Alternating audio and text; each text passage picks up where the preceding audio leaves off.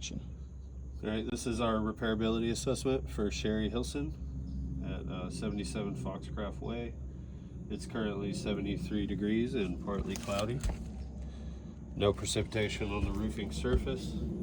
If you look over here real quick, this is our key for our chalk colors. Blue is going to be for creases, red's going to be for tears, green's going to be for matte transfer, and yellow is to show the lay pattern of the shingles or the outline. Below that, you see our tools. On the right, I have my pry bar that I'm going to be using. It's very small. Try to minimize any potential damage.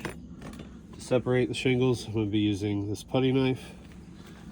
To make sure that I don't lift the shingles too high, I'm going to be using a speed square for my 45-degree angle. Prior to the assessment, I'm going to show you the granule loss potential of the shingle using a soft bristle brush. As you can see, it's very soft. I'm also going to show you the granule loss afterwards using the same brush. And then the hammer I'm going to be using to attach the fasteners to the roofing surface. Now right here, we have a damaged shingle. Begins here and ends here. As you can see, there is a hail hit right here.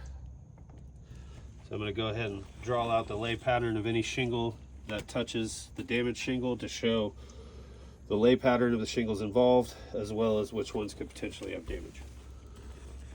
So my first chalk is going to be very light, that way I don't have chalk coming down onto my shingles to cover up any of the damage that's there. And we're going to start below. This shingle is involved because it is sealed to the bottom of the damaged shingle. So I'm going to have to separate that, and there's a potential for matte transfer. This shingle is also involved for the same reason as the one to its left, because it is sealed to the damaged shingle here, so there's a potential for matte transfer there. The shingle to the right of the damaged shingle is involved because I have to unseal the shingle above to access the fasteners of the damaged shingle. Therefore, this part of the shingle above could cause matte transfer there. This shingle is involved because it's directly above the damaged shingle. I have to separate it from the damaged shingle as well as the one above to access the fasteners to remove the damaged shingle. So there's potential for matte transfer as well as creasing to that one. This shingle here, same reasons as this shingle is involved. There's going to be a fastener in this area right here as well as up there. So I'm going to have to separate it. Could have matte transfer, could get creased. The shingle directly to the left of the damaged shingle, again, is involved as the same one over there because I have to separate this shingle to access the fasteners. Therefore, you could have matte transfer here. Now, I do have to go 2 rows above, as these shingles' heights are usually between 12 and 13 inches. The nail line for the shingle above falls around 10 inches. Therefore, any nails in the shingles above the damaged shingle are also going to penetrate through the top edge of the damaged shingle. Therefore, these shingles above have a potential for being damaged because they have to be manipulated. I don't have to go to either side of this top shingle because it is in line with the damaged shingle, so I shouldn't have to separate any shingles to the side. All right. So first I'm going to blow off any excess chalk, again, to keep that from muddying up the viewpoint of any of the damage.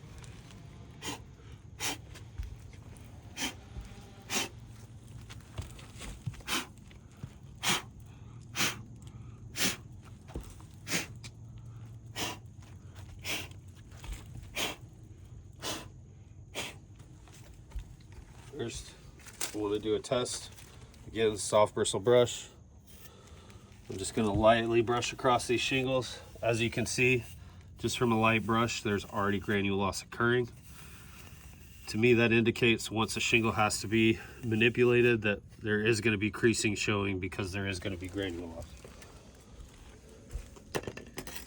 So next, I'm going to unseal any shingle that I need to be able to manipulate to get to the fasteners using this putty knife. We're going to start with the damaged shingle here. Doing it very lightly. As you can see here, this is why I blow off the chalk, because it's starting to run down.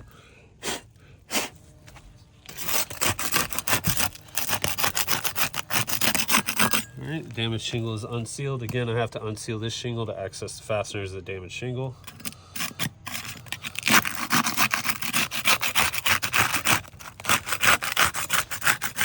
And same with the one to the left of that.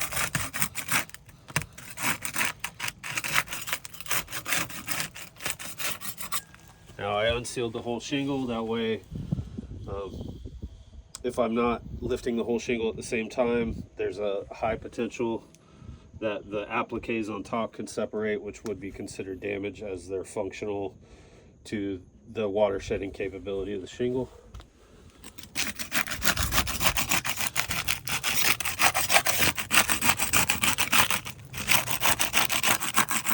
All right, so all the potential shingles are unsealed. Next, I'm going to locate my fasteners and begin to pull the nails out. That way I can release the damaged shingle. So here's a nail here in the correct place. It's not overdriven or underdriven. Flush to the roofing surface.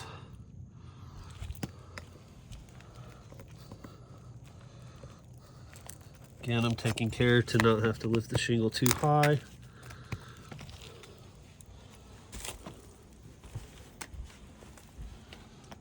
As we come across, the next shingle's right here, or next nail, excuse me.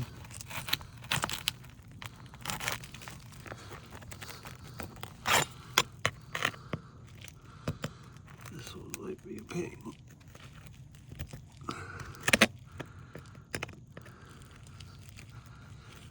It did begin to pull through a little bit, but I believe I got it released now.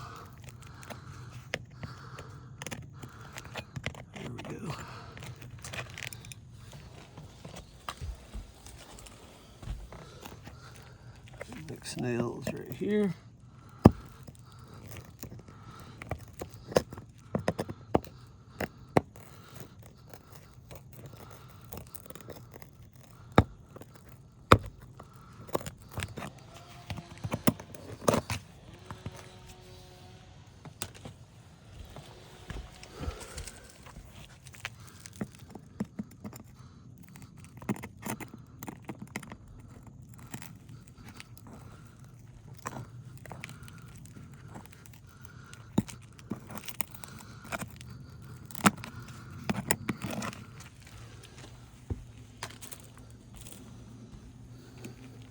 One more right here.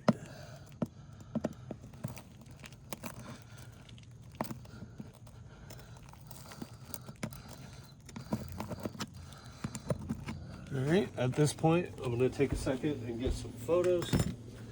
My photo report.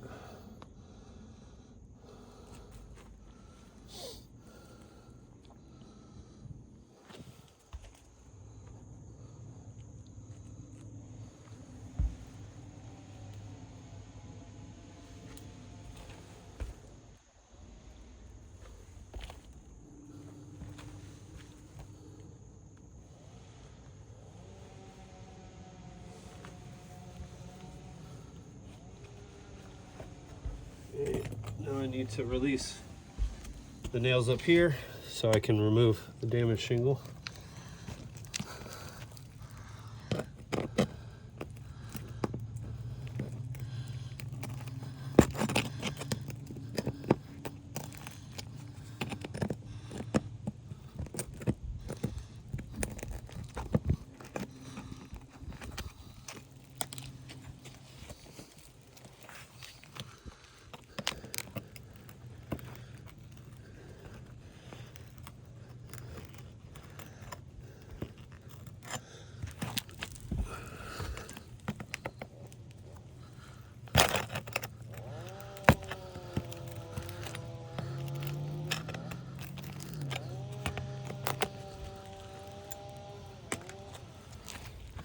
As you can see already, these shingles are pretty stiff.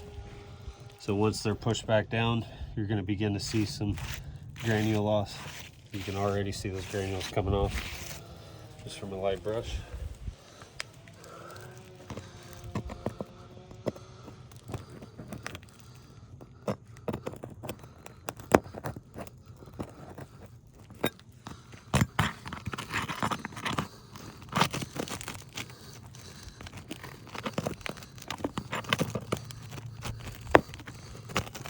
this nail's pulled through.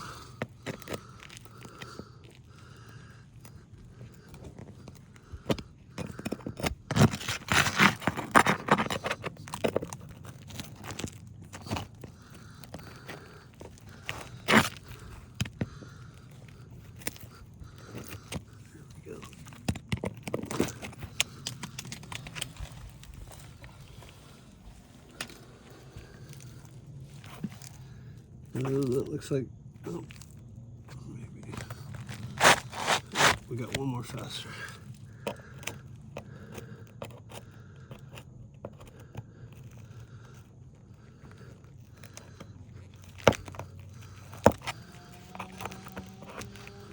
right. Now we're going to remove the damaged shingle.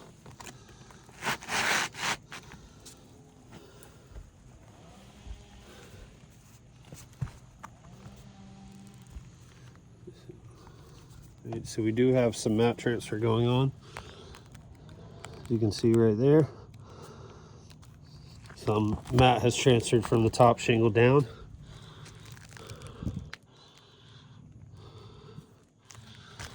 There's some more right here.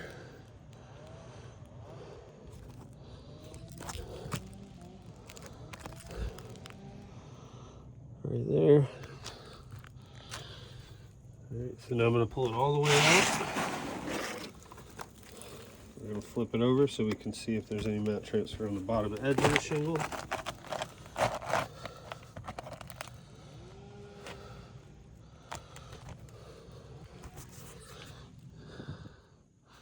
Right here, there's some mat transfer there. Right there. Right there. Right there. Therefore, anywhere this sealant line has touched, where the mat transfer occurred, can no longer seal back down as the manufacturer intended. Therefore, the shingle is now damaged and has to be replaced.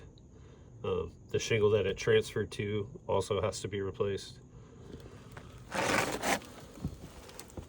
we'll set this aside for a second. We're going to look at this sealant line. So there's some granules from the shingle above.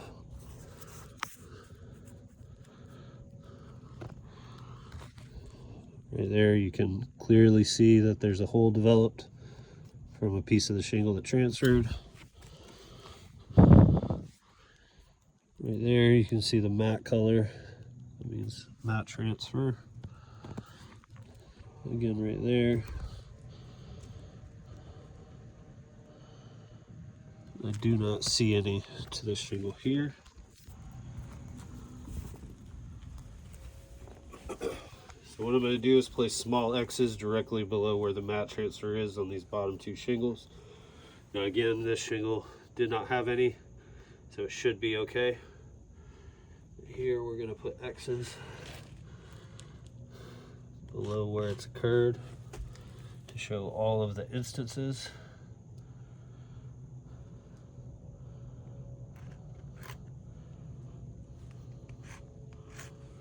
So just on this one shingle below, there's 4 instances of mat transfer.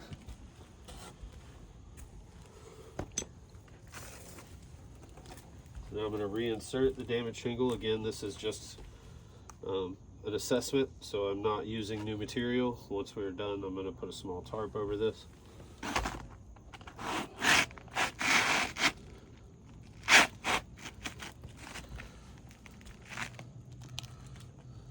Make sure it is lined up.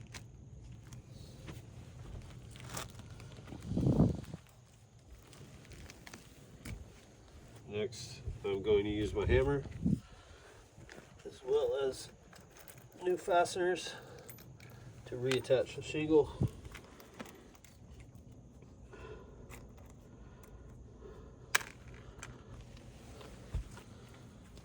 I'm also going to illustrate the minimum lift required for this to be done correctly.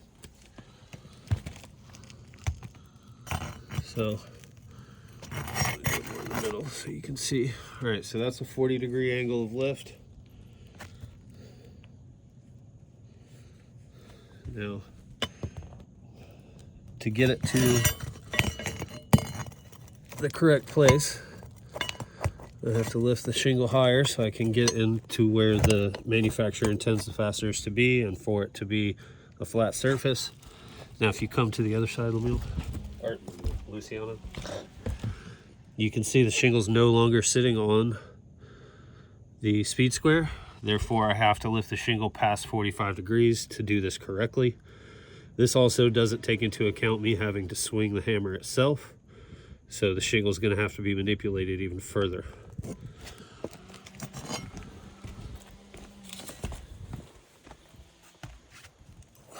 So I need to start down here. Now I can't reuse the existing nail holes because the fastener won't have anything to grip on.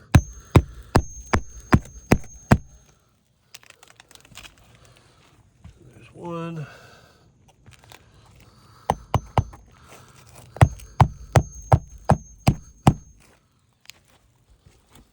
I don't know if you can hear it on the video, but there's already granules falling off as I'm doing this.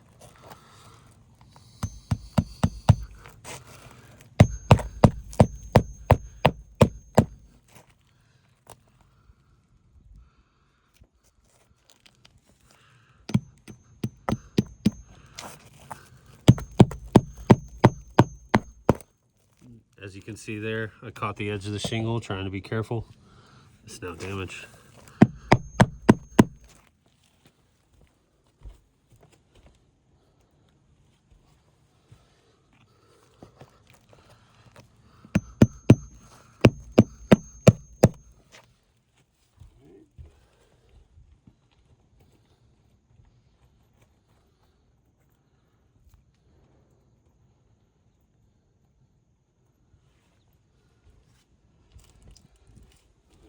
Start down here.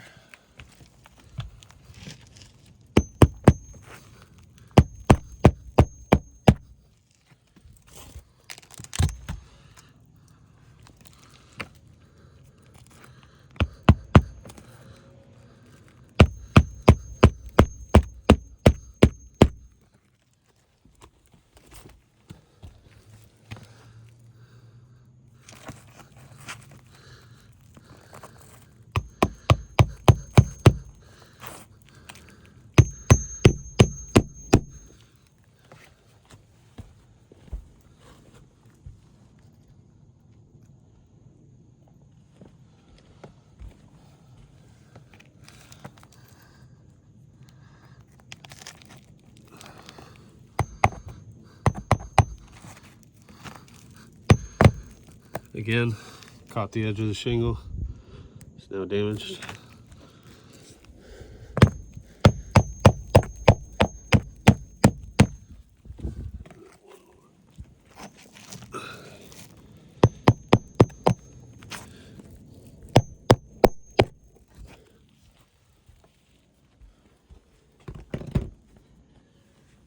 Alright, so now I'm going to redraw all my chalk marks from original layout pattern.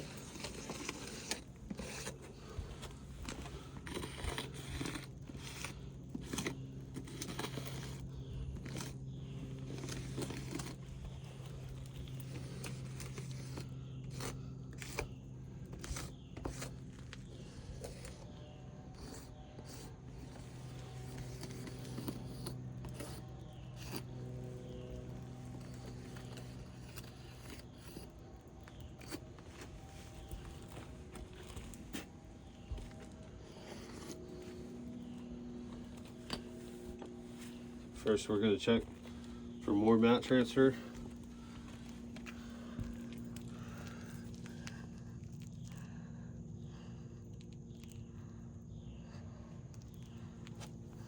We have a little right there.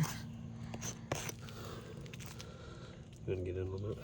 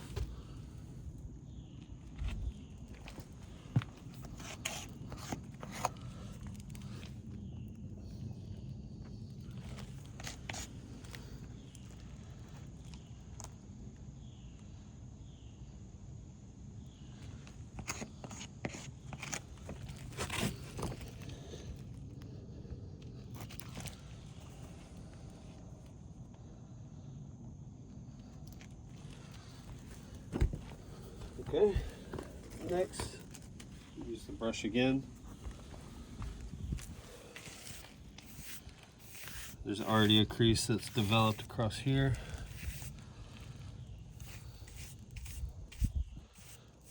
As you can see, there's granules falling away.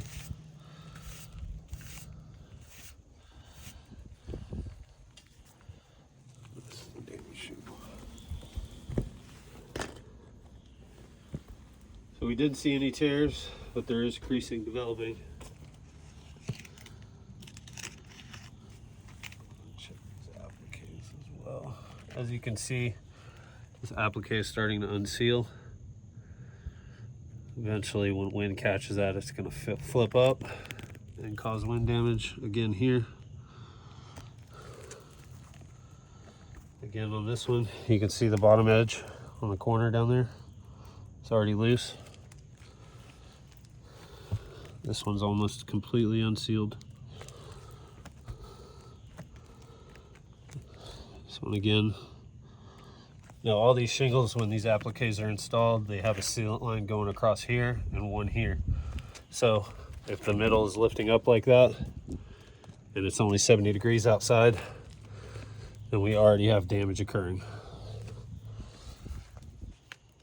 Let's get back to the creasing.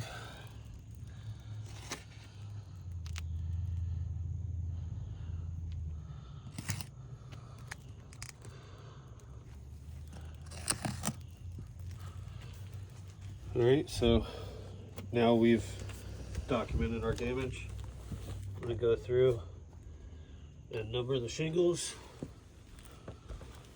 Starting at the bottom, working counterclockwise. You have 1, 2, 3, 4, 5, 6, 7. So to repair one shingle, depending on the lay pattern, it could be 6 to 8 shingles. This specific shingle, 7 shingles are involved in this repair.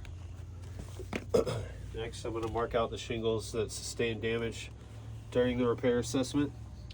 Because of the mat transfer to the shingle 1, it's now damaged. Shingle 2, no mat transfer, didn't sustain any damage. Shingle 3, no mat transfer, didn't sustain any damage. Shingle 4, we have mat transfer between shingle 4 and shingle 5, as well as creasing starting to develop. You can see this line of granule loss beginning over here, coming across the applique, continuing across this one, continuing again, and then again. And then to look at shingle 5 as well, start down here. Very clear creasing beginning, get real close on it. You see it beginning across here, continuing across the applique there, again continuing across the applique here, and then again continuing across the applique here. Now it may seem minor granule loss right now, but with time and weathering, it's going to exacerbate that issue. Those shingles are going to be damaged.